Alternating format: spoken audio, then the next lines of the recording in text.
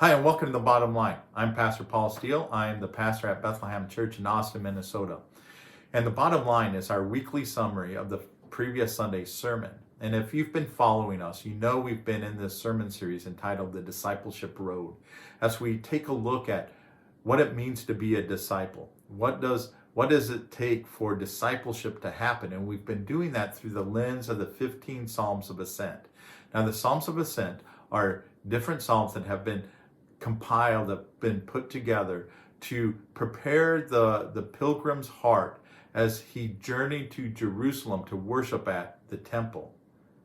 So discipleship is like this journey that we take. And that's why I've been saying that the essence of discipleship is going from the place we don't want to be to the place that God has created for us or prepared for us. We understand that we are not the people we want to be, and we long to be the people God created us to be. And so we take this journey, and this journey is called discipleship. What does it mean to be a disciple? Well, the definition we've been using is simply this. A disciple of Jesus is one who is following Jesus, who is being changed by Jesus, and is committed to the mission of Jesus. So we follow Jesus because we believe that Jesus's way is the best way to live.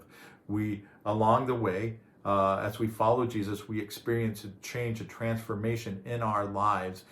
And as a result, we commit ourselves to the mission of Jesus, of loving people, of loving God, of making disciples. This past week, we looked at Psalm 129. And this is what Psalm 129 says. A song for pilgrims ascending to Jerusalem. From my earliest youth, my enemies have persecuted me. Let all Israel repeat this. From my earliest youth, my enemies have persecuted me, but they have not defeated me. My back is covered with cuts, as if a farmer had plowed long furrows. But the Lord is good. He has cut me free from the ropes of the ungodly. May all who hate Jerusalem be turned back in shameful defeat. May they be as useless as grass on a rooftop, turning yellow when only half grown, ignored by the harvester, despised by the binder. And may those who pass by refuse to give them this blessing. The Lord bless you. We bless you in the Lord's name. Here we see that the psalmist starts off and he emphasizes this. He wants Israel to repeat after him. Like, hey, from our very beginning, we have been oppressed. We've been persecuted. But here's the key. We have not been defeated. We have persevered. And when we're talking about this road of discipleship, of being a disciple, we have to understand first that there's going to be opposition. Remember, Satan, the enemy, doesn't want us to be the people God created us to be. He doesn't want us to join in with Jesus and commit our lives to his mission. And so we're going to experience opposition. Life is hard. It's going to come at us at different ways and in different ways at different times.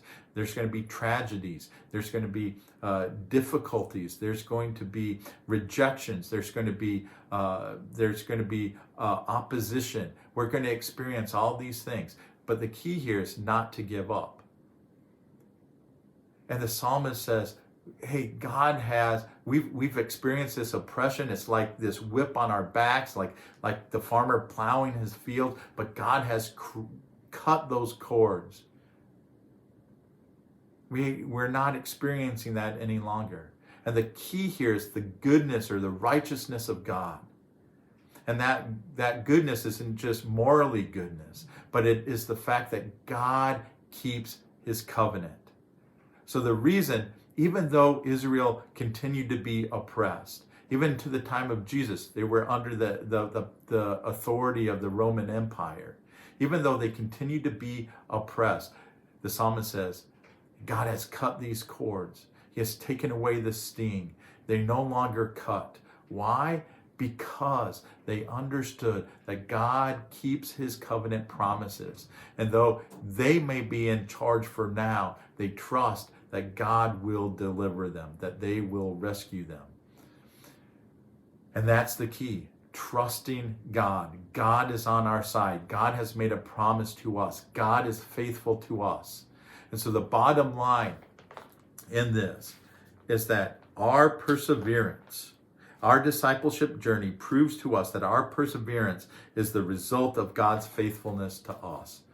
We are able to persevere because God is faithful. So just like how John says that we are unable to love God apart from the reality that God loved us first, that this is love. Not that we love God, but that God loved us. See, we can't even love God except for the fact that he loved us first. We can't persevere except for the fact that God has been faithful to us. And here's the challenge this week. Our challenge is to each day write down one way we have experienced God's faithfulness. How have you experienced God's faithfulness? Because that helps us to remember, yeah, God is faithful. God is good. God is on our side. So that when we go through these times of hardship and tragedy and we want to give up, we're reminded, no, God is on our side. God is there. So thank you, Bethlehem, and for joining us.